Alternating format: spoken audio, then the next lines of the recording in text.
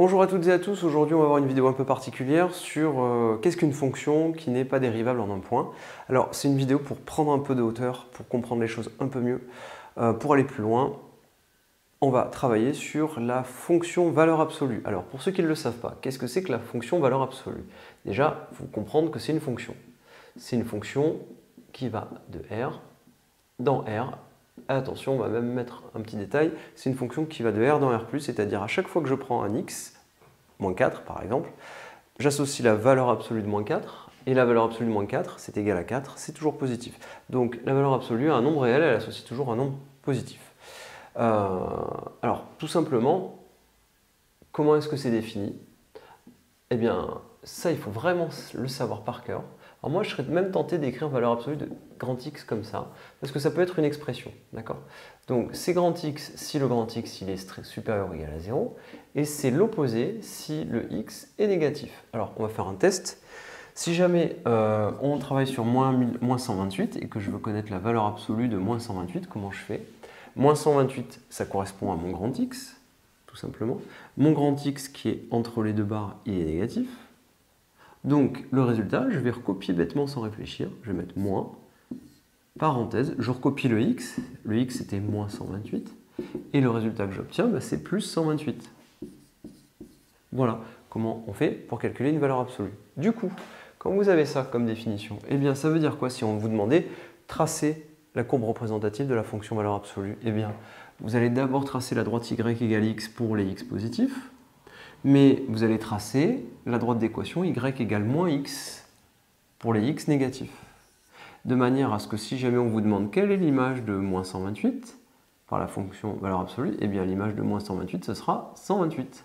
Ce qui correspond bien à ce que je vous ai expliqué ici. Alors vous allez peut-être mettre un temps pour bien comprendre ça, mais quoi qu'il en soit, retenez bien que si vous ne connaissez pas cette formule-là et le graphique, vous avez en fait rien compris à la fonction valeur absolue. Alors, la question que je vous pose aujourd'hui, c'est la suivante. C'est est-ce que la fonction valeur absolue, eh bien, est-ce que la fonction valeur absolue, est-ce qu'elle est dérivable? Est-ce qu'elle est dérivable ou pas? Est-ce qu'il y a un point où elle n'est pas dérivable?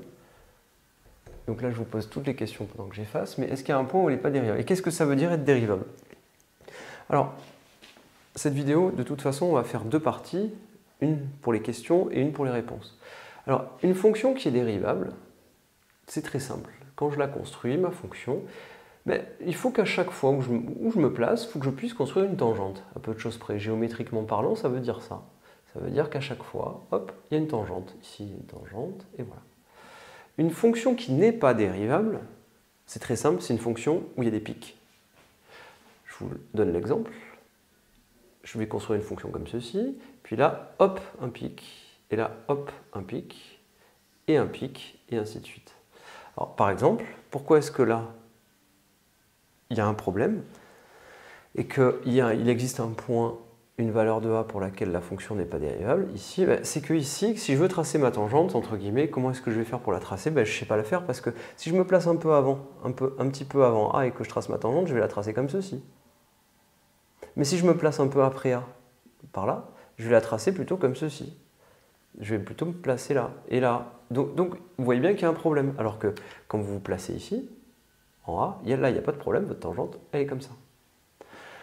Alors, ça, c'est une explication qui est visuelle, un petit peu géométrique, et c'est pas mathématique, c'est pas très rigoureux. Maintenant, nous, on va raisonner avec les outils mathématiques qu'on a pour savoir si oui ou non la fonction est dérivable. Alors, je vais effacer ceci et je vais l'appliquer à la fonction valeur absolue. Alors, je vous remercie déjà d'avoir regardé cette vidéo. Je vais faire la réponse dans une autre vidéo que vous pouvez regarder après.